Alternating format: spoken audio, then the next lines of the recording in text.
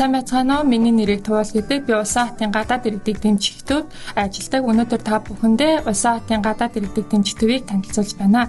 Гадаад иргэдийг дэмжих төв нь улсанд амьдарч байгаа гадаад иргэдэд тохиолдсон төрөл бүрийн хүндрэл бэрхшээлийг шийдвэрлэх тусламж үзүүлдэг байгууллага юм а. Тухайлбал гэрлэлт, хууль, хөдөлмөр эрхлэлт, хүний эрх, оршин суух зэрэг олон салбарын асуудлыг тухайн орных нь хэлээр зөвлөгөө өгдөг. Мөн энэхүү байгууллага нь ямар нэгэн асуудал тулгарсан үед л очих газар биш юм а. Энэхүү байгууллага нь улсанд хотод амьдарч байгаа янз бүрийн орны нийгэмлэгүүдэд соёл урлаг болон соёлын харилцаагаар дамжуулан үйл ажиллагаа явуулахад нь тусалдаг бөгөөд Солонгос улсад ая тухтай амьдрах төхөн болох үүднээс солонгос хэлний сургалтыг мөн зохион байгуулдаг. Та бүхэнд манай төвийн үйл хаалга үргэлж нээлттэй байх болно шүү. Баярлалаа.